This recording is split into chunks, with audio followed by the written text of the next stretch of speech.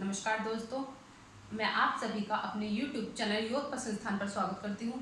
दोस्तों, आज मैं आपके सम्मुख योग मनोविज्ञान का जो नया टॉपिक लेकर उपस्थित हुई हूँ उसका नाम है सीखना अर्थात लर्निंग। लर्निंग शब्द को सुनते ही हम सबसे पहले एक पॉइंट क्लियर कर लेते हैं, वो है कुछ सीखना। हम मानते हैं कुछ भी सीखना लर्निंग है, पर ऐसा नहीं है। लर्निंग में सबसे पहले एक चीज़ डिफाइन कर दूँ कि हम कुछ चीज़ें जन्म से सीख कर पैदा होते हैं, यानी कि कुछ चीज़ें ऐसी हैं जो हम जन्म से ही सीख चुके होते हैं, जैसे भूख लगना, प्यास लगना, आंखों को झपकना। ये कुछ ऐसे कार्य हैं जो हम जन्म से ही सीखते हैं, और कुछ चीज़ें ऐसी हैं जो हम अर्जित करते हैं, जैसे कि तैरना, दौड़ना, बोलना। ये हम जन्म के बाद सीखते हैं। सीखने में एक बात और बताऊंगी, सीखना एक प्रक्रिया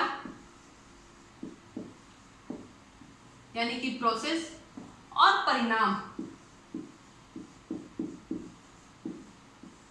यानी कि रिजल्ट दोनों ही हैं। हमने किसी व्यक्ति को सूर्य नमस्कार सिखाना है, तो जिस समय वो सूर्य नमस्कार सीख रहा है उस समय सीखना एक प्रोसेस है, और जिस समय वो सूर्य नमस्कार सीख चुका है, वो आसन अच्छे से सीख चुका है, सही करने की विधि सीख चुका है, तो वो एक रिजल्ट हो जाएगा। यानी कि सीखना प्रक्रिया और परिणाम दोनों है। यहाँ पे अब मैं आपको बताऊंगी कि सीखना जो है जन्मजात भी है और अर्जित भी है। ये हम जन्म से भी सीखते हैं और जन्म के बाद भी। इसीलिए इसके बारे में कुछ ऐसी डेफिनेशंस हैं, काफ़ी डेफिनेशन, बहुत सारी परिभाषाएं हैं, लेकिन एक स्किनर जी की जो परिभाषा है वो बहुत अच्छी है, वो मैं आपको बताना चाहूँगी। सीखना वह प्रक्रिया है जो व्यक्ति के व्यवहार में सुधारात्मक परिवर्तन लाती है। एक बार फिर से सुनिए, स्किनर जी की परिभाषा है, सीखना वह प्रक्रिया है जो व्यक्ति के व्यवहार में सुधारात्मक परिवर्तन लाती है। यहां एक पॉइंट आया, व्यवहार।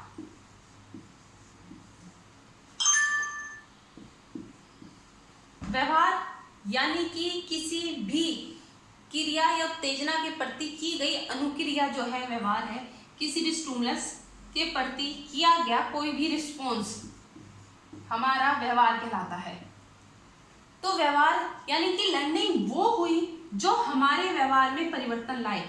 आपने व्यक्ति को लर्निंग करा दी है, सूर्य नमस्कार आप सिखा चुके हैं, वो प्रोसेस में भी हो चुका है और वो परिणाम में भी हो चुका है, लेकिन जब तक वो उसको व्यवहार में नहीं अपनाएगा तब तक वो लर्निंग नहीं होगी। तो लर्निंग के लिए एक मेन पॉइंट जो जरूरी है वो क्या है कि वो व्यवहार में भी परिवर्तन करे।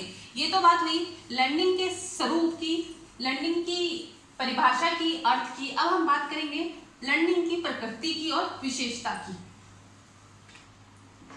लर्निंग की प्रकृति और विशेषताएं।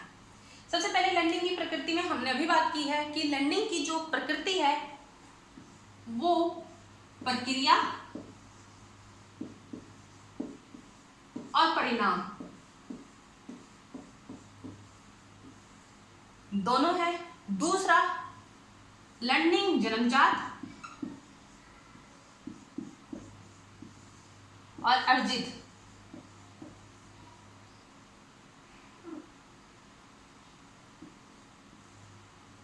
अर्जित दोनों हैं।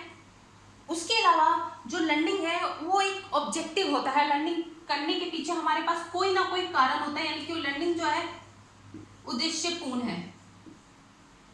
इसके अलावा लर्निंग जो है लाइफ लॉन्ग चलती है, जीवन भर चलने वाली प्रक्रिया है।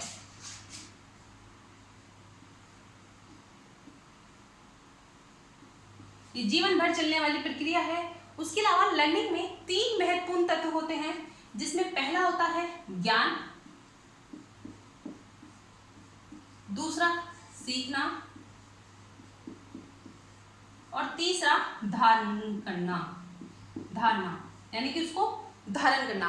ज्ञान, हम जब भी कुछ लर्निंग करते हैं तो हमारे पास कुछ नई नॉलेज होती है। जब तक हमारे पास कोई नई नॉलेज नहीं होगी तो लर्निंग की स्टार्टिंग नहीं होगी। फिर हम उस चीज को सीखते हैं, कुछ नया, जब वो उसको अपने जीवन में देखते हैं, उसको समझते हैं और फिर उसको धारण करते हैं। यानी कि हमने किसी व्यक्ति को सूर्य नमस्कार बताया, उसको एक नया ज्ञान दिया, फिर उसने उसको सीखा, समझा, और उसके बाद जब वो उसको धारण कर लेगा तब लर्निंग होगी। यानी कि लर्निंग की प्रकृति में 3 तत्व आते हैं। अब हम बात करेंगे लर्निंग कि एक जो बहुत अच्छी इसका जो सिद्धांत है लर्निंग का, वो पावलोव जी ने जो दिया है, हम उसकी बात करेंगे। लर्निंग का जो सिद्धांत पावलोव जी ने दिया है उसको क्लासिकल लर्निंग कहते हैं, यानी कि शास्त्रीय अनुबंध।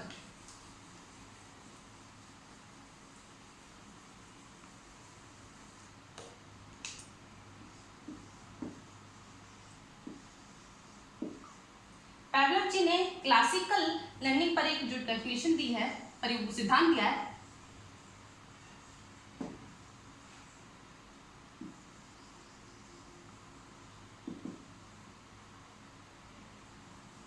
क्लासिकल लर्निंग यानी कि शास्त्रीय अनुबंध। पावलोव जी थे, ये बहुत बड़े फिजियोलॉजिस्ट थे जो कि मुंह में भोजन देके आने वाली सलाइवा पर एक रिसर्च कर रहे थे।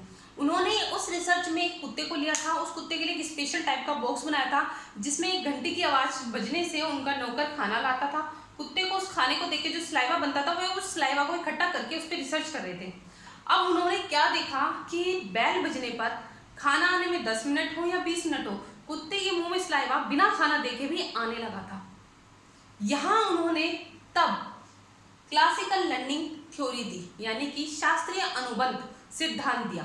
इस सिद्धांत में उन्होंने क्या कहा कि एक स्वाभाविक उत्तेजक होता है, यानी कि अनकंडीशनल स्टिमुलस होता है, जो कि उन्होंने लिया था भोजन।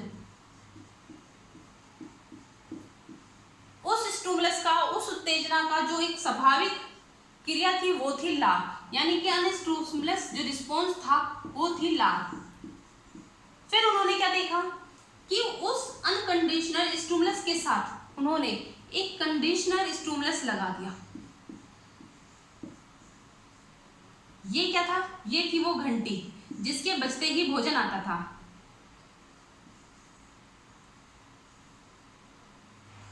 यानी कि भोजन के आते ही कुत्ते के मुंह में लार आती थी, फिर भोजन के साथ जब घंटी जुड़ी तो घंटी के बजते भी भोजन जो सलाइवा था वो सिक्रीट होने लगता था। तो उन्होंने ये मान लिया कि धीरे धीरे कुछ समय बाद क्या हुआ कि घंटी बजने पर ही कंडीशनल स्टिमुलस आने लगा, जिसे उन्होंने अनकंडीशनल स्टिमुलस का नाम दिया, कंडीशनल स्टिमुलस कहा। उन्होंने यहाँ ये बताया कि जब व्यक्ति के साथ हम एक स्वाभाविक उत्तेजना के साथ अस्वाभाविक उत्तेजना देते हैं, तब एक स्वाभाविक रिस्पॉन्स आता है और धीरे धीरे अस्वाभाविक उत्तेजना के साथ ही अस्वाभाविक रिस्पॉन्स भी आने लगता है। उन्होंने इस सिद्धांत के ऊपर 4 पॉइंट दिए थे, 4 बातें बताई थी। पहले अधिग्रहण, ये अधिग्रहण हुआ कि अनकंडीशनल स्टिमुलस के साथ कंडीशनल स्टिमुलस लगाने से हमें कंडीशनल रिस्पॉन्स मिलने लगा, ये था अधिग्रहण। इस शास्त्रीय क्लासिकल लर्निंग का पहला रूल था अधिग्रहण।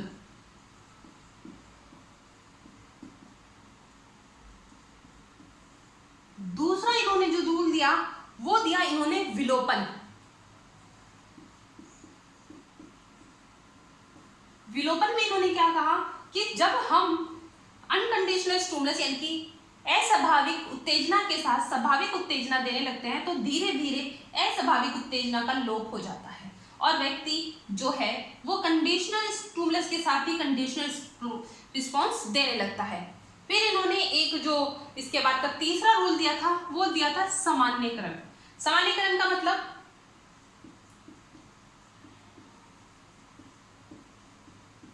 इसमें उन्होंने बताया था सामान्यीकरण में कि जैसे एक छोटा बच्चा होता है वो नया शब्द सीखता है पापा पापा कहना, लेकिन वो क्लियर नहीं कर पाता कि किस फिगर को किस व्यक्ति को पापा कहना। उस समय उसके लिए सब होता है पर धीरे धीरे वो ये बात समझने लगता है। तो यहाँ सामान्यीकरण का यही मतलब है कि अभी नहीं पता कि बैल बजने पे मुंह में सलाइवा आ रहा है या उसको नहीं पता कि कब सलाइवा करना है, बैल बजने पर या भोजन आने पर। उसके बाद उन्होंने जो चौथा रूल दिया वो दिया विभेदीकरण।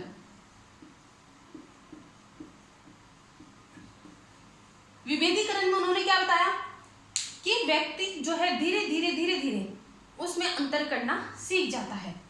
वो समझ जाता है कि कब बैल बजने सलाइवा आना चाहिए या कब भोजन आ रहा है सलाइवा आना चाहिए। अभी के लिए इतना ही, धन्यवाद।